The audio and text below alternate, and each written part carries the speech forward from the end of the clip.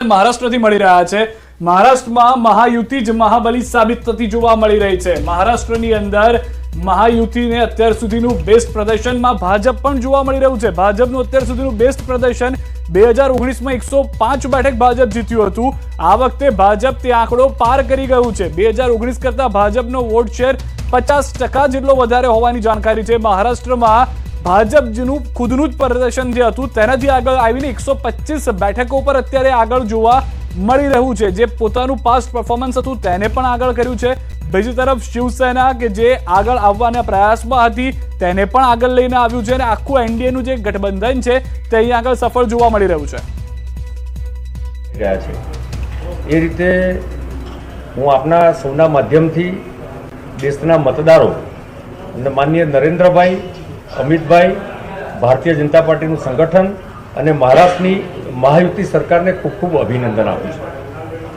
આ પરિણામો એ હરિયાણા અને જમ્મુ કાશ્મીરના જે પરિણામો આવ્યા હતા અને જે ટ્રેન્ડ આપણે દેખી રહ્યા છે એ ટ્રેન્ડનું એક્સટેન્શન હોય એ પ્રકારના પરિણામો આવી રહ્યા છે। નંબર 1। નંબર 2, લોકસભાની ચૂંટણી વખતે જે રીતે રાહુલ ગાંધી અને એમના ઇન્ડી ગઠબંધને દેશની જનતાને ભ્રમિત કરવાનો, ભરમાવવાનો પ્રયત્ન કર્યો, દેશના મતદારોને ભડકાવવાનો પ્રયત્ન કર્યો, એને આજે દેશના જુદા જુદા રાજ્યના મતદારોએ જબરજસ્ત જવાબ આપ્યો છે। બીજું, આ ચૂંટણીનો જે સંદેશ દેખાય છે કે ડાયનેસ્ટી પોલિટિક્સ જે દેશમાં કોંગ્રેસના જમાનામાંથી સોનિયા ગાંધીજી, રાહુલ ગાંધીજી, ઇન્દિરાજીના જમાનામાંથી જે દેખાઈ રહ્યું છે એ ડાયનેસ્ટી પોલિટિક્સને દેશમાં ધીરે ધીરે જાકારો મળી રહ્યો છે। બીજું, પરિવારવાદના આ પોલિટિક્સમાં તમે શરદ પવાર હોય કે ઉદ્ધવ ઠાકરે હોય કે અન્ય નેતાઓ હોય, આજે દેશની જનતા ક્ષમતા આધારિત નેતૃત્વને સ્વીકારતી થઈ છે। ચોથો સંદેશ પર્ટિક્યુલરલી મહારાષ્ટ્રનો જોઈએ તો જેમાં અસલી શિવસેના, નકલી શિવસેના, જનાબ ઉદ્ધવ સાહબની શિવસેના, અસલી એનસીપી, નકલી એનસીપીની જે લડાઈ ચાલી રહી હતી એ લડાઈમાં મહારાષ્ટ્રની પ્રજાએ જે વિચારધારાવાળી શિવસેના હતી અને જે દેશના વિકાસની વિચારધારાવાળી જે એનસીપી હતી એને પ્રચંડ જન સમર્થન આપ્યું છે। અને જે પ્રકારના રુઝાન મહારાષ્ટ્રમાં દેખાઈ રહ્યા છે એમાં કુલ મળીને ભારતીય જનતા પાર્ટીની વ્યક્તિગત સીટો જે જીતી રહી છે એનો ટોટલ સરવાળો મહાઆઘાડી પણ મેળવી શકી નથી। હું મહારાષ્ટ્રની જનતાને લાખ લાખ અભિનંદન આપું છું।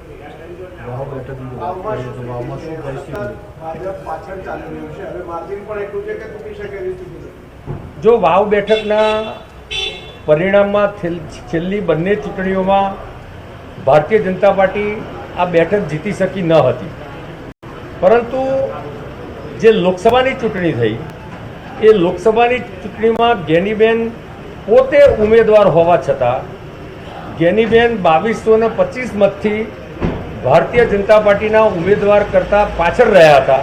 એટલે કે ભાજપના ઉમેદવારની ત્યાં વાવ વિધાનસભાની બેઠક પર જીત થઈ હતી એ ઇન્ડિકેશન છે।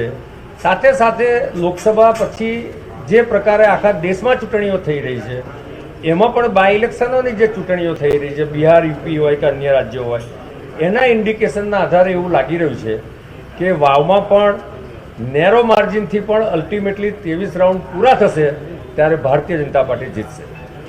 Thank you. હા, શું છે કે નેરો માર્જિન હશે પરંતુ ભાજપની જીત થશે અને સ્વરૂપજી જે હાલમાં જે એક નવો રાઉન્ડ 14મો રાઉન્ડ કદાચ પૂર્ણ થયો છે અને 14મા રાઉન્ડમાં પણ તેઓ પાછળ છે। એક 10મો રાઉન્ડ એવો હતો કે જેમાં સ્વરૂપજી ખૂબ જ આગળ હતા અને ત્યારબાદ પરિસ્થિતિ બદલાઈ ગઈ અહીંયા આગળ અને સતત જે ગુલાબસિંહ આગળ જતા રહ્યા હતા। એક મહત્વની વાત વાવ ઉપર જઈએ તે પહેલા મહારાષ્ટ્રને લઈને કાશીગર સાહેબ એ પણ જોવા મળી, જે અનિલભાઈએ પણ કરીને કેટલાક લોકોનું પણ એ માનવું હતું જ્યારે મેં એમની સાથે પણ વાત કરી કે 2019માં પણ અંતે મત તો જનતાએ ભાજપ અને શિવસેનાને જ આપ્યા હતા અને 2024માં જો ભાજપને શિવસેનાને જ મત મળ્યા છે તો એમાં કોઈ નવાઈની કે અચરજની વાત નથી, કારણ કે ત્યારબાદ જે તોડફોડ થયું, જે થયું, નકલી શિવસેના, અસલી શિવસેના, એ વાત અલગ રહી, પરંતુ મહારાષ્ટ્ર એવું ઈચ્છે છે કે ભાજપ શિવસેના સાથે જ રહે। ઇન્ટરેસ્ટિંગલી આમાં જે સૌથી મહત્વનું ફેક્ટર છે ને એ ભાજપ શિવસેના જ છે, બરોબર, એગ્રી વિથ ધેટ, રાઈટ। પણ અગાઉની ભાજપ એટલે 2019ની ભાજપ એ એમને એમ છે. 2019ની શિવસેના એ હવે શિવસેના નથી, એના બે ટુકડા થઈ ગયા છે. તમે અસલી નકલી એને જે પોલિટિકલી કહો, રાઈટ. તો ઉદ્ધવ ઠાકરેની યુબીટી શિવસેના અને બાળ ઠાકરે શિવસેના એટલે કે એકનાથ શિંદેની એ બંને અલગ છે. ભારતીય જનતા પાર્ટીનું બહુ સ્વાભાવિક જોડાણ છે ને એ બાળ ઠાકરેની શિવસેના સાથે હતું, ન કે ઉદ્ધવ ઠાકરેની, રાઈટ, હિન્દુત્વના સંદર્ભમાં. એટલે એકનાથ શિંદે અને બીજેપી એ બંનેને બેઠકો જે છે સારી મળી છે. અને ભારતીય જનતા પાર્ટી અને શિંદે બંને પોતાની પૂરેપૂરી તાકાત આ વખતે લગાડેલી, કે જેના કારણે એમના એટલીસ્ટ આ ત્રણમાંથી બે લોકો જે છે, ત્રીજો અજીત પવાર જૂથ છે, એ બે લોકો તો બહુ સારો દેખાવ કરી શકે.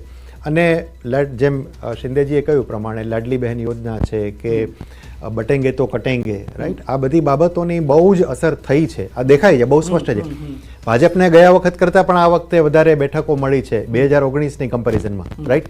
અને ગયા વખતે એ મોટો પક્ષ જ હતો, પણ આ વખતે થોડો વધારે સબળ મોટો પક્ષ બનીને આવ્યો છે. અને બાબુભાઈ, અહીંયા આગળ એક વાત એ જ હતી મહત્વની કે સૌથી વધારે કે જ્યાં આગળ કોંગ્રેસ ગઠબંધન 65 જેટલી અત્યારના બેઠક ઉપર આગળ છે, જ્યારે શિવસેના જે એનડીએમાં હતું તે એકલા 50 બેઠકથી આગળ ચાલી રહ્યું છે. ક્યાં આગળ ચૂક, ક્યાં આગળ એવું થયું કે કોઈ એક પાર્ટી આખું ગઠબંધનની સામે પણ ના લડી શકે? જો જ્યારે લોકો પોતાના મત કોને આપવા અને નક્કી કરી લે, પછી આવા જે પરિણામો આવે છે ને એ કોઈ નવાઈ નથી. લોકોનો એક જે ટ્રેન્ડ સાબિત થયો છે એ પ્રમાણે જનાદેશ મળી રહ્યો છે એવું અત્યારે તો માનવું પડે. અમારા ઘણા બધા ઇસ્યુઝ છે એ પણ એ જ્યાં સુધી અને પૂરી એક હકીકત સાથે બહાર નહીં લાવીએ અને ત્યાં સુધી એ આક્ષેપો કરવા પણ ખોટા છે. હાલની જે સ્થિતિ છે એ સ્થિતિમાં એવું છે કે ભાજપ અને એની યુતિને સારા એવા મત મળ્યા છે, સારો એવો જનાદેશ મળ્યો છે, અને કોંગ્રેસે આ બાબતમાં હજી પણ ઘણું કરવાનું બાકી હોય એવું લાગી રહ્યું છે. ઠીક છે. એક બીજી મહત્વની જાણકારી, જે બીજા અન્ય રાજ્યોમાં પણ ચૂંટણી થઈ રહી હતી, જે વાવમાં હતી બાય ઇલેક્શનમાં, તે રીતે ઉત્તર પ્રદેશમાં પણ થઈ છે, આસપાસના અનેક અલગ વિસ્તારોમાં પણ થઈ છે. ઝારખંડની અંદર પણ વાત કરીશું, કારણ કે ત્યાં પણ ઇન્ડિયા ગઠબંધન 49 બેઠકો પર હાલમાં આગળ છે, જ્યારે એનડીએ ગઠબંધન 30માં આગળ છે. પરંતુ ઝારખંડમાં એક મહત્વની વાત છે કે 30 બેઠકમાં જે આ એનડીએ ગઠબંધન આગળ છે, એમાં 28 બેઠક ભાજપ પાસે છે, કે જે આગળ ચાલી રહ્યું છે. એટલે અહીંયા આગળ બેંકર સાહેબ તમારા માટે સારી વાત છે, કારણ કે કેટલીક એવી વાત થઈ હતી કે એક આદિવાસી મુખ્યમંત્રીને તમે હટાવી દીધા, સરકાર સામે રોષ છે, ભાજપ સામે રોષ છે. પરંતુ અહીંયા આગળ જે અત્યાર સુધીના જે આંકડા છે, વલણ જે છે, એમાં ભાજપ એકલું જ 30માંથી 28 બેઠક પર આગળ ચાલી રહ્યું છે. તો અહીંયા ઝારખંડમાં પણ એક ચિંતન નવી શરૂ થશે હવે. જો ભારતીય જનતા પાર્ટી હંમેશા અનુસૂચિત જાતિ ને જનજાતિ બક્ષીબંધના લોકોના વિકાસ અને એની અનામતના સંદર્ભમાં પણ પ્રોએક્ટિવ છે. કોંગ્રેસે ક્યાંક ને ક્યાંક ભારતીય જનતા પાર્ટી આવશે 400 સીટમાં તો અનામત દૂર કરશે એવો એક ભ્રમિત પ્રચાર કર્યો હતો, અને એ પ્રચારનો એક પરપોટો ફૂટી ગયો હરિયાણામાં. એ જ રીતે ભારતીય જનતા પાર્ટીએ અનુસૂચિત જાતિ જનજાતિમાં અનુસૂચિત જનજાતિના રાષ્ટ્રપતિજી, જે આપણે એને જ્ઞાતિ આધારિત નહીં કહીએ, પરંતુ એ રીતે સમાજને સન્માન કરવાનો પ્રયત્ન કર્યો છે. તો એ ઝારખંડની જનતાને ધ્યાનમાં આવે છે, અને બધી જ રીતે સર્વાંગીણ વિકાસ થાય એ દિશા પાર્ટીની રહી, અને એમાં આદરણીય નરેન્દ્રભાઈ મોદી ઉપર ભરોસો મુકાયો છે. એટલે તમે જુઓ, મહારાષ્ટ્ર અને ઝારખંડમાં બીજેપી એના બલબૂતા પર જીતી રહી છે, એની સીટો વધી રહી છે. અને એટલા માટે ઝારખંડમાં અત્યારે ભારતીય જનતા પાર્ટી એની સીટો વધારે દેખાય છે. મહારાષ્ટ્રમાં પણ જે રીતે વાત થઈ કે લોકસભાની ચૂંટણીમાં જે ખોટો પરસેપ્શન ઊભો કરવાની કોશિશ કરી હતી, એને ખાળીને ભાજપે પછી પ્રચારના માધ્યમથી પણ અનેકવિધ રીતે કહ્યું છે, અનેકવિધ મુદ્દાઓ પર કહ્યું છે કે ડોક્ટર બાબા સાહેબ આંબેડકરજીનો બંધારણ અને ડોક્ટર બાબા સાહેબના નખશીખ ઉપર આદરણીય નરેન્દ્રભાઈ મોદી સાહેબ ચાલે છે. તો એ મતદાર એને ભરોસો આપ્યો છે, અને ઘણા બધા વિષયો ત્યાં મહારાષ્ટ્રમાં પણ ચાલ્યા. એમ કહીશ કે વોટ જેહાદ જેવો શબ્દ ત્યાં ઉપયોગમાં થયો, અને એ બધાના કાઉન્ટરમાં મહારાષ્ટ્રની જનતા અને ખાસ કરીને ભારતીય જનતા પાર્ટી મહારાષ્ટ્રમાં પહેલેથી હતી આપણે જોયું છે દર ચૂંટણીમાં એનો વોટ શેર વધારે હતો. લોકસભાની ચૂંટણીમાં પણ 33% વોટ શેર હતો. ત્યાં પણ દિગ્ગજ નેતાઓ ભારતીય જનતા પાર્ટીના આદરણીય ગડકરીજીથી લઈને અનેક દિગ્ગજ નેતાઓ ભાજપનું કામ કરે છે. પરંતુ આદરણીય નરેન્દ્રભાઈ મોદી સાહેબ અને ભાજપે બાલ ઠાકરે સાહેબને સપોર્ટ કરેલો. એક મહત્વની જાણકારી હાલમાં મળી રહી છે. અમિત શાહે વાતચીત કરી છે, ફોન કર્યો છે ફડણવીસને, શિંદે અને અજીત પવાર સાથે પણ ફોનમાં વાતચીત કરી હોવાની જાણકારી હાલમાં પ્રાપ્ત થઈ રહી છે. કાશીકર સાહેબ, ટૂંકમાં અહીંયા આગળ એ વાત સ્પષ્ટ થઈ ગઈ છે કે હવે કાલનો દિવસ મહત્વનો હશે મુખ્યમંત્રી કોને બનાવવા તેને લઈને. કારણ કે એક તરફ આમ જોવા જાવ તો શિંદે સાહેબે પહેલા જ કહી દીધું હતું કે હું મુખ્યમંત્રીની રેસમાં નથી. એટલે કદાચ એમને પહેલેથી જણાવવામાં આવ્યું હશે કે હવે એક નવો ચહેરો અથવા તો કોઈ એક ભાજપના જ ઉમેદવાર હશે કે જે ત્યાં આગળ છે. એક મિનિટ, વાવથી મહત્વની અપડેટ, 15ના રાઉન્ડના અંતના પણ ગુલાબસિંહ આગળ ચાલી રહ્યા છે. વાવની અંદર 15મા રાઉન્ડ કે જેમાં ગુલાબસિંહ આગળ ચાલી રહ્યા છે, પરંતુ વાવમાં ફરી કોંગ્રેસની લીડ ઘટી ગઈ છે. લીડમાં ઘટાડો થયો છે. જે પહેલા 14,000 ને પાર થઈ હતી તે ફરી એક વખત હવે 13,500ની આસપાસ આવી ગઈ છે. તો જેમ જેમ રાઉન્ડ પતી રહ્યા છે, સ્વરૂપજીની આશાઓ પણ બદલાઈ રહી છે કે તેઓને પણ એ આશા થઈ રહી છે કે લીડ થોડી ઘટાડવામાં હું સફળ થયો છું. તો આ લીડ જેમ જેમ ઘટતી જાય છે, કારણ કે હજી પણ અંદાજિત 8 થી 9 રાઉન્ડ બાકી રહેશે. 23 રાઉન્ડ મત ગણતરીના છે અને તેને લઈને પણ હજી આગળ વધવાનું છે. કાશીકર સાહેબ, ટૂંકમાં જે આપણે મહારાષ્ટ્રની વાત હતી કે હવે ચિંતા થશે કે અથવા તો ચિંતન થશે કે મુખ્યમંત્રી કોને બનાવવા, કારણ કે ફડણવીસની પણ મહેનત તો હતી એમાં. જો આમાં એવું છે કે જ્યારે 2022માં શિવસેનાનું વિઘટન થયું અને શિંદેને મુખ્યમંત્રી બનાવવામાં આવ્યા, ત્યારે એની પાછળની બીજેપીની સ્ટ્રેટેજી બહુ ક્લિયર હતી કે ભાજપ પોતે આમાં એક નિર્ણયાત્મક ભૂમિકામાં નહીં રહે, પણ શિંદેને મુખ્યમંત્રી બનાવીશું, ફડણવીસ મુખ્યમંત્રી નહીં બને. જે વ્યક્તિ પોતે મુખ્યમંત્રી રહી ચૂક્યા હતા એને ડેપ્યુટી સીએમશીપ સ્વીકારી અને શિંદેને આગળ કર્યા, કારણ કે શિંદેને એ વખતે મહત્વ આપીને એમને મોટા બનાવી રાખવા ભાજપ માટે જરૂર હતું. કારણ કે ટેકનિકલી પણ શિંદે પાસે બેઠકો ભાજપ કરતા ઓછી હતી, છતાં પણ મેં તમને કહ્યું ને એટલા માટે જ મેં કહ્યું કે એ વૈચારિક ગઠબંધન હતું, એટલે એમણે શિંદેને મહત્વ આપીને મુખ્યમંત્રી બનાવ્યા. પણ હવે નાઉ the picture is very clear.